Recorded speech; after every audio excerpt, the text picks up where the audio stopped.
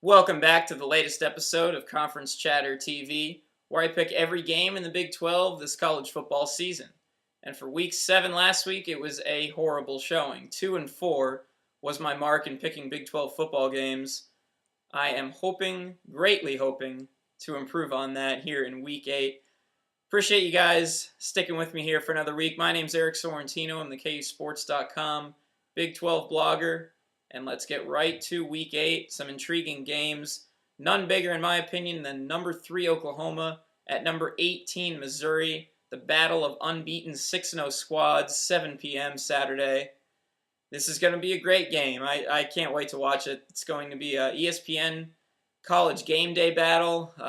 So a lot of bright lights shining on this one. I think this will be a great matchup, especially when Oklahoma has the ball on offense. You take a look at the Sooners' prolific offense with quarterback Landry Jones.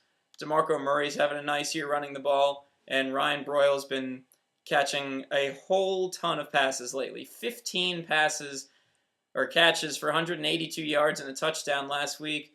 The guy had 13 catches at the half last week against Iowa State, but Missouri certainly is not Iowa State, especially on defense. They're going to present much more of a challenge. The Tigers have the best defense, statistically at least, in the Big 12 this season.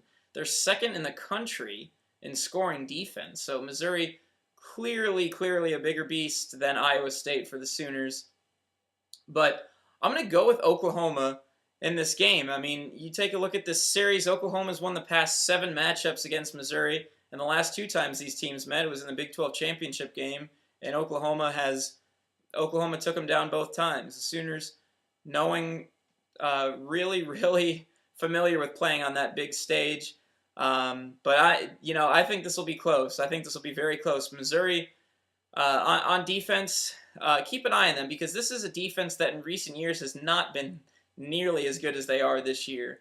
They've always had that nice offense, but this is the best defense that Gary Pinkel's had in his time in Columbia, and it can really potentially receive a boost this weekend, the Missouri defense, with the return of Aldon Smith, the sophomore defensive end, who's missed the last 3 weeks with a broken bone in his foot, saying that he is 100% playing for Oklahoma for this game against OU. So keep an eye on that. He's one of the most disruptive ends in the Big 12 when he's healthy, so that could be a factor in Landry Jones's effectiveness for OU. But I'm going to go with Oklahoma in this. The past several years, it's been kind of easy to identify a team in the Big 12 that's kind of the most complete team in the Big 12. We've had a lot of teams in the conference lately go to BCS championships, particularly, of course, OU and Texas.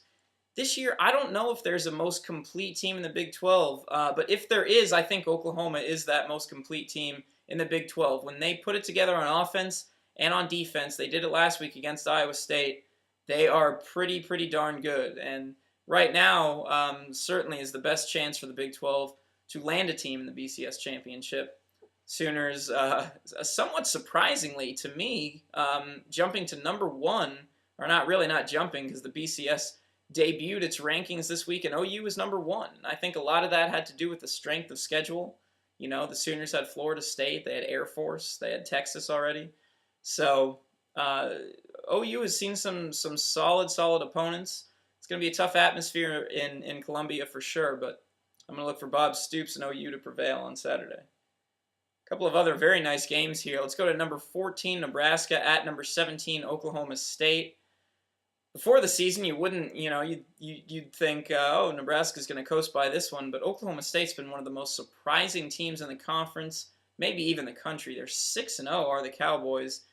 I'm going to go with Nebraska on the road here, and I think this is going to be a game where Bo Pelini is going to lace into his guys this week in practice. I would not want to be at a Huskers practice this week leading up to this game in Stillwater. Pelini was he was pretty straightforward. He admitted he questioned the move to pull his redshirt freshman quarterback Taylor Martinez last week in that nightmarish game against Texas. And I agree with the coach. I mean, the freshman quarterbacks go through struggles. It's no different. Vince Young, as a freshman, went through. I remember, Vince went through a ton of struggles. It's part of the territory. and Martinez should have been left in.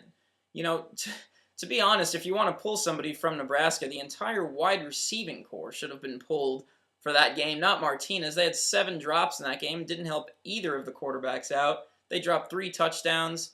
I don't think that's going to happen again this week. I think that Martinez gets back on track Saturday against an OSU defense that's giving up 27 points per game. It's a pretty decent game, you would think, for Martinez and the Husker offense to rebound after the horrid showing last week against Texas.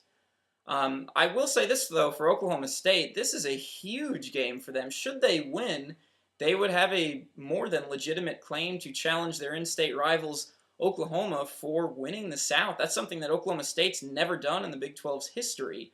The Cowboys still have some tough games. They still have to go to Texas, and of course they have to play host to Oklahoma in Bedlam. But this would be a huge stepping stone for Oklahoma State. But I'm going to stick with Nebraska for now and take the Huskers to prevail. Let's take a look at some other ones here. Kansas State at Baylor. This is kind of an interesting one here in Waco. K-State looked fantastic last week, but I think a lot of that had to do with Kansas helping the cause because the Jayhawks were just dreadful at home. And I'm going to take Baylor here at home. The Bears have a ton on the line in this game. With a victory, Baylor would clinch their first bowl appearance since 1994. That's 16 years since the Bears have made an appearance in a bowl game.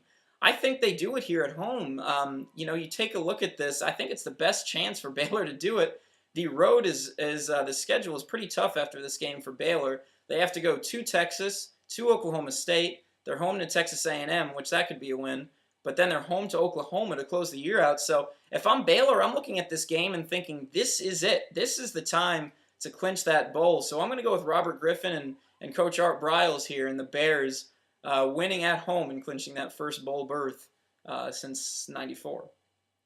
A couple of others here. Texas Tech at Colorado. Kind of a battle here of struggling teams in Boulder.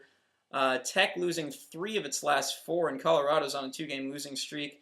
I'm going to go with Texas Tech here. I went with Colorado at home last week against Baylor, and that did not pan out too well for me. So I don't know if I have trouble in picking the Buffs games this week. We'll see. This will be kind of a test. But, I think Texas Tech prevails there on the road. And then 2 others here. Iowa State at number 22, Texas. Certainly the way Texas played against Nebraska last week, you'd have to think that they'd have no problem at home there against Iowa State. I'm taking the Horns there. And then Texas A&M at Kansas. It's troubling right now for the Jayhawks. I have a hard time picking them in any game right now, much less one from a decent team like A&M in the Big 12 South. So I'm going to take the Aggies to win in Lawrence. That should do it, guys, for my picks in Week 8. Let's hope it's better than 2-4 last week. That was not like Conference Chatter TV here to pick a 2-4 week. So hoping for improvement. So thanks a lot, guys. I appreciate you checking out the latest episode. My name's Eric Sorrentino. I'm out, and I'll talk to you again this weekend. Thanks.